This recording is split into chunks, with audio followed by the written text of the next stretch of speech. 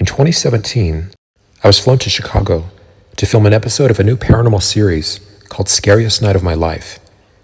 I was fascinated with the city and its rich history, and I knew I would have to return when I had more time to explore.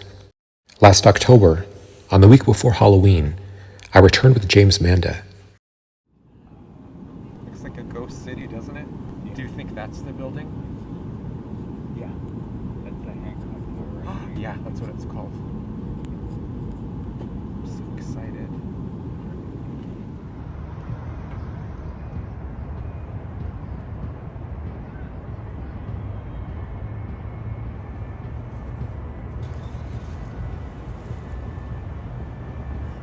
Featured in Poltergeist III, the John Hancock Center, now known simply as 875 North Michigan Avenue, is a 100-story Chicago skyscraper, which at one time was the second tallest building in the world after the Empire State Building.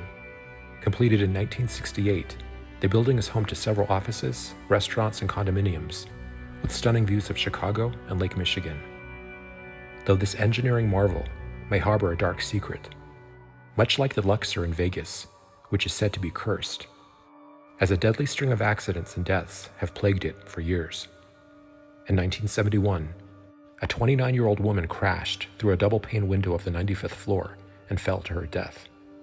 In 1975, a man working for one of the building's radio stations died after falling from the top of the building. That same year, only a few months later, a student died after falling from the 91st floor. In 1978, an attorney was shot and killed inside his 65th floor apartment. In 1982, an employee broke a window with an axe and jumped to his death from the 97th floor. In April of 1987, filming began inside the John Hancock Center for Poltergeist III, though child actress Heather O'Rourke would pass away before filming was completed.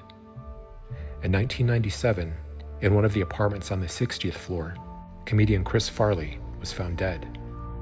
In March of 2002, part of a scaffold fell 43 stories during a windstorm, crushing several cars and killing 3 people. In November of 2015, a fire began in one of the apartments. In February of 2018, another fire erupted, this one requiring 150 firemen.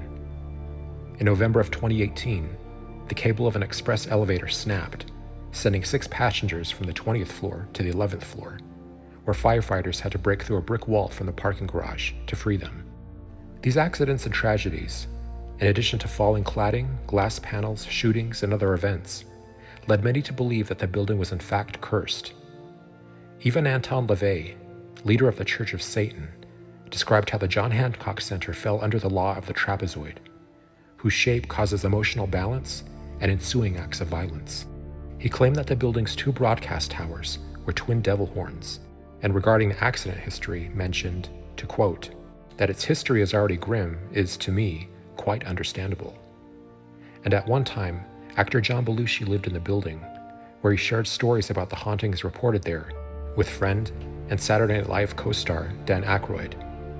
Aykroyd and screenwriter Harold Ramis then incorporated some of those accounts into the screenplay for their 1984 film, Ghostbusters.